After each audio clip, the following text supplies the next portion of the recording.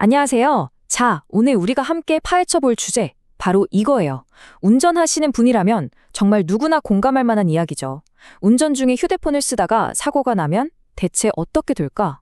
그 충격적인 법적 진실을 오늘 제대로 알려드릴게요. 퇴근길이라고 생각해 보세요. 아니면 약속 장소로 가고 있는데 갑자기 카톡 하고 익숙한 알림이 울려요. 그럼 어떠세요? 잠깐인데 뭐 하는 생각에 나도 모르게 슬쩍 휴대폰으로 손이 가잖아요. 솔직히. 그쵸? 바로 그 잠깐의 선택이요. 이게 어마어마한 나비 효과를 가져올 수 있거든요. 실제 있었던 판례를 가지고 제가 아주 생생하게 보여드릴게요. 자, 여기 똑같이 교통사고를 냈는데 정말 신기하게도 법적인 결과는 하늘과 땅 차이였던 두 운전자가 있어요. 바로 A씨와 B씨 이야기인데요. 이 두 사람의 케이스를 쭉 따라가다 보면 법이라는 게 교통사고를 이렇게 보는구나. 그 핵심을 딱 파악하실 수 있을 겁니다. 자, A씨는요.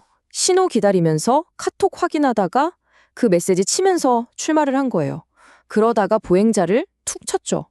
그런데 B씨는 어땠냐? 모든 교통법규 다 지키면서 진짜 조심조심 운전하고 있었는데 갑자기 중앙선을 넘어온 차랑 쾅 하고 부딪힌 거예요. 어때요? 겉으로 보기엔 둘 다 그냥 안타까운 교통사고잖아요. 근데 시작 전부터가 완전히 달랐던 거죠. 자, 바로 이 지점. 이게 오늘의 핵심 질문이에요. 두 사고 다 사람이 다쳤어요. 결과는 비슷해 보이죠? 근데 도대체 왜? 한 사람은 무죄가 되고 다른 한 사람은 아니, 운전 중 휴대폰 금지법 자체가 위헌 아니냐 이러면서 헌법재판소까지 가게 된 걸까요? 정말 궁금하지 않으세요? 이 미스테리 지금부터 같이 풀어봅시다. 자, 그럼 법원이 이 두 사건을 어떻게 판단했는지 본격적으로 한번 파고들어보죠. 먼저 딱 봐도 좀 억울해 보이는 B씨. 그러니까 모든 규칙 다 지켰는데 사고를 당한 B씨 사건부터 한번 시작해볼까요? 진짜 놀랍게도요. 1심이랑 2심에서는 B씨한테 유죄를 선고했어요. 왜 그랬냐면 운전자라면 그 어떤 돌발 상황에도 대비해야 한다. 이런 논리였던 거죠. 아니, B씨 입장에서는 진짜 기가 막히고 억울하지 않았을까요? 하지만 대법원에서는 이 판결을 완전히 뒤집었습니다. 지금 보시는 이 판결문 내용이 바로 핵심이에요. 대법원은 B씨는 운전자로서 지켜야 할 주의 의무를 다했다. 그런데 갑자기 중앙선을 넘어오는 것까지 예측해서 피할 의무는 없다. 이렇게 판단한 겁니다. 그래서 결국 B씨는 최종적으로 무죄 판결을 받게 된 거죠. 자, 그럼 이제 A씨 이야기로 다시 돌아와 볼까요? 이 A씨는요, 여기서 한술 더 뜹니다. 그냥 범칙금 못 내겠다. 이게 아니고요. 아니, 운전 중에 휴대폰 쓰지 말라는 법 자체가 내 자유를 침해하는 거 아니냐? 이거 위헌이다. 이렇게 주장하면서 헌법재판소까지 간 거예요. 결과가 정말 극과 극이죠. 자기 할 도리 다 했던 B씨는 결국 무죄 판결을 받았고요. 반면에 자기 편하자고 법이 잘못됐다고 주장했던 A씨, 그 법은 합헌, 즉 문제가 없다는 판정을 받았습니다. 이 엄청난 차이를 만들어낸 결정적인 기준, 대체 뭘까요? 네, 바로 주의 의무라는 이 단어, 이게 바로 두 사람의 운명을 가른 핵심 키워드입니다. 말이 조금 어려워 보이죠? 괜찮아요. 이 개념 하나만 딱 이해하시면 오늘 이야기가 그냥 머리에 쏙쏙 들어올 거예요. 자, 그럼 한번 제대로 파고 들어가 볼까요? 주의 의무. 말 그대로예요. 주의를 기울일 의무. 그러니까 운전하는 사람은 사고를 내지 않기 위해서 당연히 주의를 기울여야 할 의무가 있다는 거죠. 앞 잘 보고 신호 잘 지키고 또 혹시 모를 위험에 대비하는 것. 이런 것들 전부가 바로 운전자의 주의 의무에 포함되는 겁니다. 자, B씨는 어땠죠?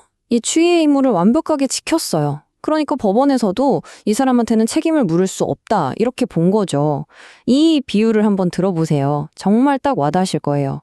내가 파란불에 맞춰서 횡단보도를 건너고 있는데 저쪽에서 신호 무시하고 막 달려온 차에 치였어요. 그렇다고 해서 왜 피하지 못했냐고 저를 탓할 순 없잖아요. 그거랑 똑같은 거예요. 반면에 운전 중에 휴대폰을 쓴다는 건요. 그 행동 자체가 나는 주의 의무를 포기하겠습니다 하는 거나 마찬가지로 보는 거예요. 헌법재판소에서도 이 법이 괜찮은 법인지 아닌지 4가지 단계로 꼼꼼하게 따져봤어요. 자, 첫 번째, 이 법의 목적이 뭐냐? 교통안전 보호. 목적 좋네, 정당하네. 두 번째, 그럼 그 수단은 적합한가?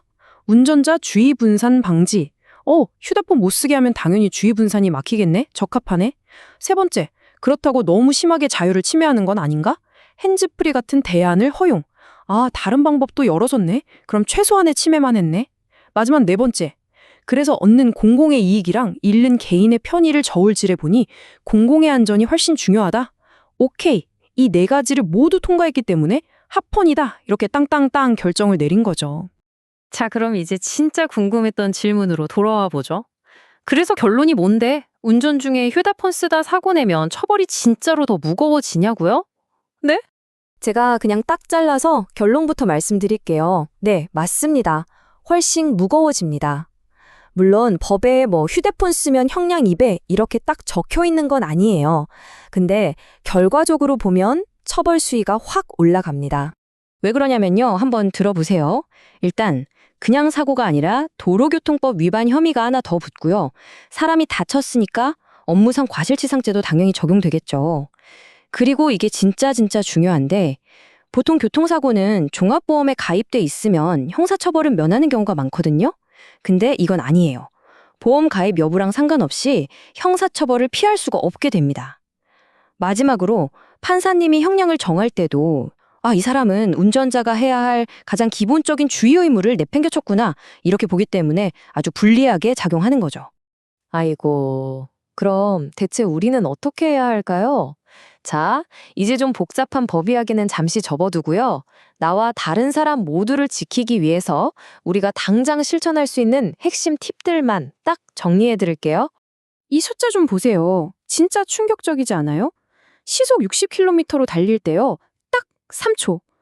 카톡 왔네? 하고 확인하는 그 진짜 잠깐의 시간에 차가 무려 50m를 그냥 운전자 없이 혼자 달려가는 거랑 똑같대요. 이게 어느 정도냐면 축구장 절반을 눈 감고 막 질주하는 거예요. 상상이 되세요? 자, 그러니까 우리 이건 꼭 기억합시다. 첫째, 잠깐인데 뭐 하는 생각. 그거 50m짜리 도박이라는 거. 둘째, 꼭 필요하면 법이 허용한 핸즈프리를 쓰자는 거. 셋째, 보험이 절대 나를 형사처벌에서 구해주지 못한다는 사실. 이거 진짜 머릿속에 꼭 새겨둬야 해요. 그리고 기억하세요. 내 차 블랙박스, 길거리 CCTV 다 보고 있습니다. 거짓말을 못해요. 결국 내가 할 도리, 이 주의 의무를 끝까지 다하는 게 나를 지키는 최고의 방패라는 거 절대 잊지 마세요. 결국 운전이라는 건요, 정말 이 말처럼 다른 사람의 생명을 내 손에 쥐고 있는 행위나 다름없어요. 지금 우리가 핸들 위에 가볍게 올려놓은 이 손이 사실은 얼마나 무거운 책임감을 지고 있는 건지 다시 한번 생각해 보게 되네요. 앞으로 운전대를 잡을 때마다 스스로에게 이 질문을 한번 던져보면 어떨까요? 지금 울리는 이 알림이 정말 내 생명과 다른 사람의 생명보다 더 중요한가? 답은 사실 우리 모두 이미 알고 있죠.